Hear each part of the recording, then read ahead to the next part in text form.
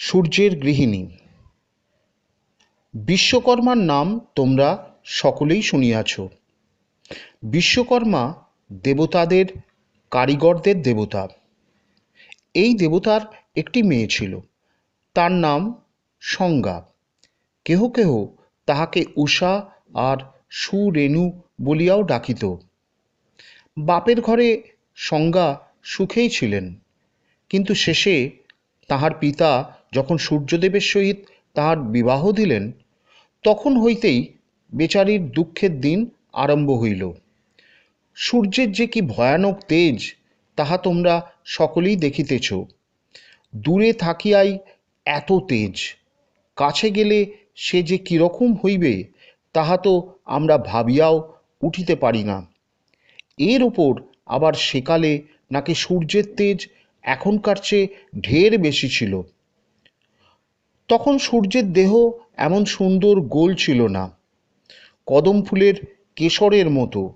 তাহার চারিদিকে কিরণের ছটা বাহির হইত। তাহার যে কি ভয়ঙ্কর তেজ তাহা বেচারি সংজ্ঞাই বুঝিতে পারিয়াছিলেন। তবু সে তেজ সহিয়া সহিয়া থাকিতে সংজ্ঞা চেষ্টার ত্রুটি করেন নাই। ঝলসিয়া পুড়িয়া ফোস্কা পড়িয়া তাহার দুর্দশার এক শেষ হইল।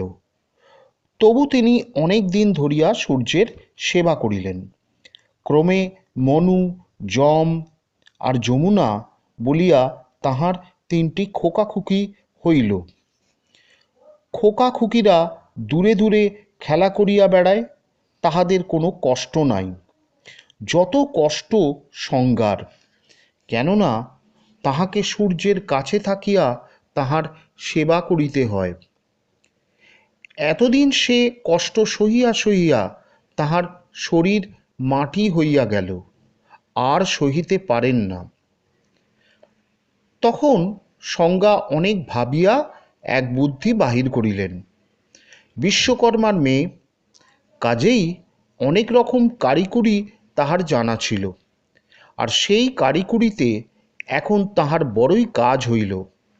তিনি সকলের অসাক্ষাতে এমন একটি মেয়ে তৈয়ার করলেন যে সে দেখিতে অবিকল তাহার নিজেরই মতন, কিন্তু সূর্যের তেজে তাহার কিছুই হয় না। মেয়েটির নাম রাখিলেন ছায়া। ছায়া তৈয়ার হওয়া মাত্র হাত জোর করিয়া সংজ্ঞাকে বলিল, আমাকে কি করিতে হইবে? সংজ্ঞা বলিলেন, আমি বাপের বাড়ি যাইতেছি, তুমি এখানে থাকিয়া ঘরকন্যা করো। আমার খোকাখুকিদের যত্ন করিয়া খাইতে পড়িতে দিও, আর আমি যে চলিয়া গেলাম এ কথা কাহাকেও বলিও না। ছায়া বলিল, আমি সবই করিব, কিন্তু যদি আমার চুলে ধরিতে আসে বা শাপ দিতে চায় তবে আমি চুপ থাকিতে পারিব না। এইরূপ কথাবার্তার পর সংজ্ঞা ছায়াকে সেখানে রাখিয়া ভয়ে ভয়ে তাহার পিতার নিকট গিয়া উপস্থিত হইলেন। বিশ্বকর্মা কিন্তু কন্যার দুঃখ বুঝিতে পারিলেন না। তিনি সংজ্ঞাকে দেখিয়া আশ্চর্য তো হইলেনই, বিরক্ত হইলেন তাহার চেয়েও বেশি। তিনি বলিলেন, তুমি ভারী অন্যায় করিয়াছ, এখন ফিরিয়া যাও। বাপের বাড়িতে আসিয়াও সংজ্ঞার দুঃখ ঘুচিল না। বকুনির জ্বালায় সেখানে টিকিয়া থাকাই তাহার দায় হইল। কাজেই তখন আর কি করা যায়? সংজ্ঞা একটি ঘটকি সাজিয়া, অর্থাৎ স্ত্রী ঘোড়া, সেখান হইতে উত্তর মুখে ছুটিয়া পলাইলেন। সকল দেশের উত্তরে কুরু বর্ষ বা উত্তর কুরু। সেখানকার সুন্দর সবুজ মাঠের কচি কচি ঘাসগুলি খাইতে বড়ই মিষ্ট। সংজ্ঞা ছুটিতে ছুটিতে সেই দেশে গিয়া সেখানকার সুন্দর মাঠের মিষ্ট ঘাস খাইয়া মনের আনন্দে কাল কাটাইতে লাগিলেন। সেখানে পুড়িয়াও মরিতে হয় না, বকুনিও খাইতে হয় না। এদিকে সূর্যদেবের ঘরে কাজকর্ম সুন্দর মতোই চলিতেছে। ছায়া দেখিতে ঠিক সংজ্ঞারই মতো, আর কাজকর্মেও বেশ ভালো। সুতরাং সূর্যদেব টেরই পান নাই যে একটা কিছু হইয়াছে। খোকা খুকিরা কিন্তু ইহার মধ্যে বুঝিতে পারিয়াছে যে তাহাদের মা আর তাহাদিগকে ভালোবাসে না। তাহারা জানুক আর নাই জানুক, ছায়া তো আর তাহাদের মা নয়। সে তাহাদিগকে মার মতো ভালোবাসিবে কি করিয়া? মনু শান্ত ছেলে, সে আদর না পাইয়াও চুপ করিয়া রহিল। যম রাগী, সে অভিমানের ভরে ছায়াকে পা দেখাইয়া বলিল, তোমাকে লাথি মারিব। ছায়াও তখন রাগে অস্থির হইয়া বলিল, বটে, এত বড় আস্পর্ধা, তোর ওই পা খসিয়া পড়ুক। সাপের ভয়ে যম কাঁদিতে কাঁদিতে সূর্যের নিকট গিয়া নালিশ করিল, বাবা, মা আমাদের ভালোবাসেন না বলিয়া আমি তাহাকে পা দেখাইয়াছিলাম, তাহাতে তিনি বলিয়াছেন আমার পা খসিয়া পড়িয়া যাইবে। বাবা, আমি তো লাথি মারি নাই, তুমি আমার পা খসিয়া পড়িতে দিও না। সূর্য বলিলেন, বাবা, তোমার মা যখন শাপ দিয়াছেন তখন তো আর তাহা আটকাইবার উপায় নাই। তবে এইটুকু করা যাইতে পারে যে পোকায় তোমার পায়ের মাংস অল্পে অল্পে লইয়া যাইবে, আস্ত পা খসিয়া পড়ার দরকার হইবে না। তারপর সূর্যদেব ছায়ার নিকট গিয়া জিজ্ঞাসা করিলেন, তুমি মা হইয়া ছেলের সঙ্গে এমন ব্যবহার কেন করিতেছ?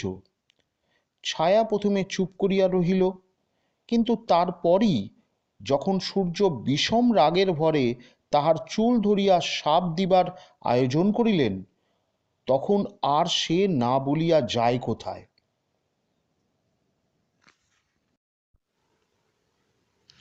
সে কথা শুনিয়া সূর্য যে কিরূপ ব্যস্তভাবে তাহার শ্বশুরের নিকট ছুটিয়া আসিলেন তাহা কি বলিব। বিশ্বকর্মা দেখিলেন ঠাকুর বড় বেজায় রকমের চটিয়াছেন, তাহার মুখ দিয়া ভালো করিয়া কথাই বাহির হইতে পারিতেছে না। তখন তিনি তাহাকে অনেক মিষ্ট কথায় শান্ত করিয়া বলিলেন, ঠাকুর, জানেন তো আপনার তেজ কি ভয়ঙ্কর। আমার মেয়ে সে তেজ কিছুতেই সহিতে না পারিয়া ভয়ে পলায়ন করিয়াছে। তবে আপনি যদি চাহেন তো আপনার এই তেজ আমি অনেকটা কমাইয়া দিতে পারি। তাহা হইলে সংজ্ঞারও আপনার নিকট থাকিতে কষ্ট হইবে না, আর আপনার চেহারাটাও অনেক মোলায়েম হইয়া যাইবে। সূর্য বাস্তবিকই সংজ্ঞাকে অতিশয় ভালোবাসিতেন, কাজেই তিনি তৎক্ষণাৎ বিশ্বকর্মার কথায় রাজি হইলেন। বিশ্বকর্মা আর দেরি না করিয়া তাড়াতাড়ি ঠাকুরকে কুঁদে চড়াইয়া দিলেন। আগেই বলিয়াছি, সূর্য সে সময় তেমন গোল ছিলেন না। কুঁদে চড়াইয়া শোঁ শোঁ শব্দে কয়েক পাক দিতেই তাহার উস্কো খুস্কো কিরণগুলি বাটালির মুখে উড়িয়া গেল, আর তাহার ভিতর হইতে তাহার ওই সুন্দর গোল মুখখানি দেখা দিল। তখন সকলেই বলিল, বাহ, বেশ হইয়াছে। এখন ঠাকুর যেমন ঠান্ডা তেমনি দেখিতেও ভালো। এ কথায় সূর্যদেব যার পরনাই সন্তুষ্ট হইয়া সংজ্ঞাকে খুঁজিতে বাহির হইলেন। তিনি শুনিয়াছিলেন সংজ্ঞা ঘটকে সাজিয়া উত্তর দিকে পলায়ন করিয়াছেন, কাজেই তাহাকে কোন দিকে যাইতে হইবে তাহা আর বুঝিতে বাকি রইল না। সংজ্ঞা সাজিয়াছিলেন ঘটকি, তিনি সাজিলেন ঘোড়া।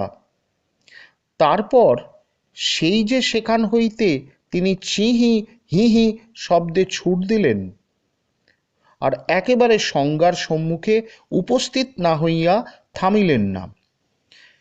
কিন্তু সংজ্ঞাকে তিনি সহজে ধরিতে পারেন নাই, কারণ সে বেচারি কি করিয়া জানিবেন যে ওই চিহি হিহি শব্দে ঘোড়াটি ছুটিয়া আসিতেছে, সেই হইতেছে তাহার স্বামী। কাজেই তিনি তাহাকে দেখিয়া প্রাণপণে ছুটিয়া পলাইয়াছিলেন। যাহা হোক, শেষে সকল গলি চুকিয়া গেল, আর তখন তো সুখের সীমাই রইল না। গল্পটি এখানেই শেষ হইল।